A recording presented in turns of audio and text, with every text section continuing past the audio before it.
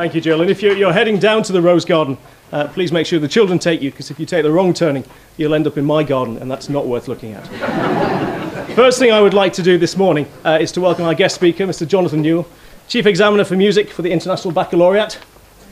No pressure there then, choir. Who will be giving us a wonderful speech, hopefully afterwards, which involves, I believe, some audience participation. So I look forward to seeing that from you.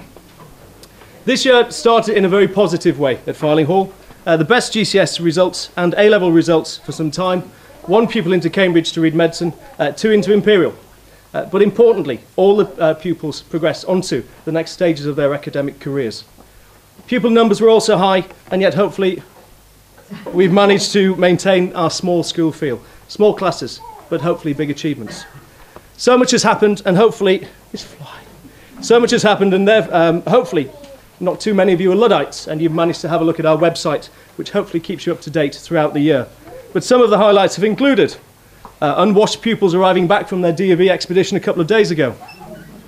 Pupils Sammy Gibson, Danny Halley playing hockey for the county, and Ryan Gibson picking up a bat for the county. Under 15 girls beating Scarborough College in the area hockey final, playing at the college. A very sweet victory. We've also exploded onto YouTube. George and Kate are 2 to watch, and so might I be once Mr. Richardson has finished filming this speech. The barn last week contained more culture than a yoghurt factory, when we had an enormous number of pupils reciting poetry. Daisy Hardy would have been proud of us. And our refurbishment programme has also continued. And the ladies in heels today might have found it a tad easier to walk across the floor in the marquee. And to the future. Batman has been, Batman has gone, and he's counted the bats and declared we can build. So they have now flown the coop in Mulgrave, and we will be building, as from Monday, the workmen arrive. But we've also invested in people with extra teaching to strengthen what we do best. There are, of course, changes for September, and now is an appropriate time to thank those who will be leaving us. Mrs. Karen Richardson once again stepped into the breach in the junior school when we willingly suffered the millennium boom with numbers. Form 3 has been grateful to her for all she has done, and we're grateful that she remains part of the Fyling Hall community, a constant presence as mummy to Thomas and Toby, and chief organiser to Dr. Richardson. Matron Bell leaves Woodside after 2 years. Now, matron's years are like dog's years. 1 year with girls between the age of 8 and 14 is certainly equivalent to 7 years of your life. 14 years on, Matron Bell deserves a well-earned rest, and we wish her luck as she enters retirement. Alistair Edge has the distinction of being the only member of staff I have appointed before I even met him. Alistair was teaching in Spain at the time, and rather than travel to Alicante for interview, which was obviously my preferred option, we decided to ask Michael Bays, trustee of the school, former headmaster, and now head in Spain, to interview Alistair. Thank you, Michael. You're there. In short, Alistair has done a huge amount in the short time he's been with us. He's reintroduced the Duke of Edinburgh Award, and he's also headed up the science department. Alistair leaves us to take up the post of head of boys boarding at Queen Ethelburga's hotel at school.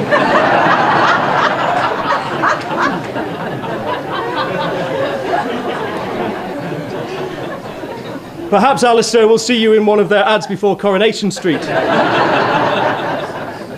Please ensure you're wearing your Fyling Hall top. Alistair is being replaced in the biology department by Marie Mendes, the future Mrs. Dave Perry. She is joining us from Queen Ethelburga's. But the rumour we got her on a free transfer is not true. Marie is also a talented linguist, and she will be continuing with the Spanish club established by Miss Popper. Miss Popper is leaving us to follow her fiancé to a new posting in Peterborough. Her ability as a linguist is beyond doubt. A Romanian national living in England, teaching French and Spanish, and she can also speak Portuguese. I think she puts us all to shame. Roxy, you go with our best wishes, and I only hope that your waterproof mascara is holding out. Mrs. Chris Freestone is leaving the Learning Support Department and will be relocating to Bath. Chris has helped countless individuals fulfil their potential, and I'm sure they will be eternally grateful for the work she has done with them.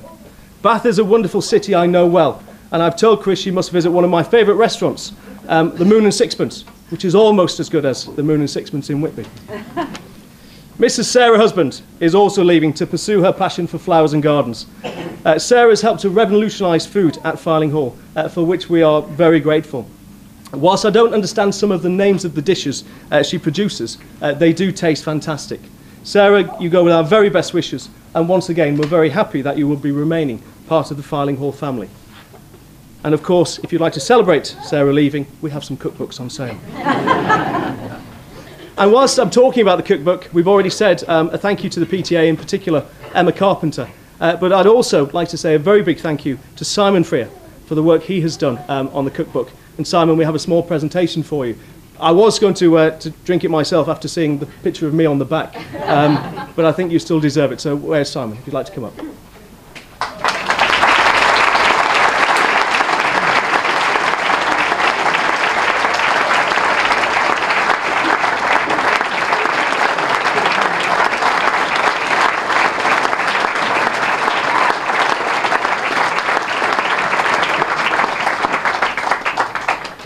And obviously, as well as the staff leaving, we have a number of pupils who are saying goodbye to Fyling Hall today as well. To the upper six, I've thoroughly enjoyed my time getting to know you. From PSHE in year 11, which always evolved into a sex ed, to prefects dinners and enjoyable maths lessons, I've very much enjoyed your company, and I hope you can say the same. The only thing I ever ask of the senior pupils is that I would like other children to aspire to be them. And some of our littlies here would do very well to follow the example of our present upper six. Well, some of them. In particular, I would like to thank Emma and Dale. Emma for organising Dale, and Dale for doing as he was told. Which we found out yesterday bizarrely involved painting his fingernails. But Emma and Dale will explain that one to you later. I hope all of you leave Fyling Hall with many happy memories. And I think the best advice I can give you is to use the wise words of another. No, not Mr. Weeks, because that would take till lunchtime. But St. Francis of Assisi, who said, Lord, grant me the serenity to accept the things I cannot change, the courage to change the things I can, and the wisdom to know the difference between the two. To our other leavers, I hope you take lasting memories and friendships with you. Whilst you are moving on to pastures new, you may find they're not quite as green as you think they are, but I still wish you the very best for the future. I would like to thank all the staff for their unswerving support. They challenge and inspire the children, but more importantly, they challenge and inspire me. Particular thanks, of course, go to Dr. Richardson and to Captain Gaffney, my fellow members of the executive, and also particularly to the boarding staff, who really do work 24/7 for the boarders. Our thanks also to the trustees, a number of them who are here today, who helped to guide the school without remuneration and without thanks. I can't change the former, but I can change the latter, so thank you for all the work you do.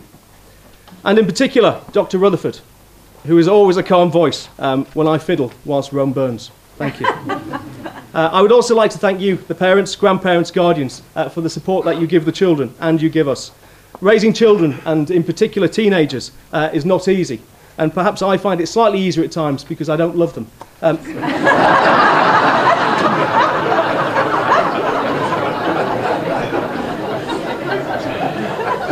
I do like you, I just don't love you. But what is paramount, I think, is that we never lose sight of the fact that we all care for the children. I'm conscious that many of you are making sacrifices to keep the children with us in the present climate, and life's not easy for you. Thank you for your continued support in these difficult times, and I hope you can always feel you can pick up the phone and talk things through. We might not always agree, but better said than not, and better discussed than perhaps gossiped. And thank you to Mrs. White. I often jest she has no legal status in the school. But when I first arrived, I was also given very strict instructions not to celebrate a remarkable birthday she was about to have. However, as I approached a rather significant birthday this year, she tried to arrange a surprise party for me.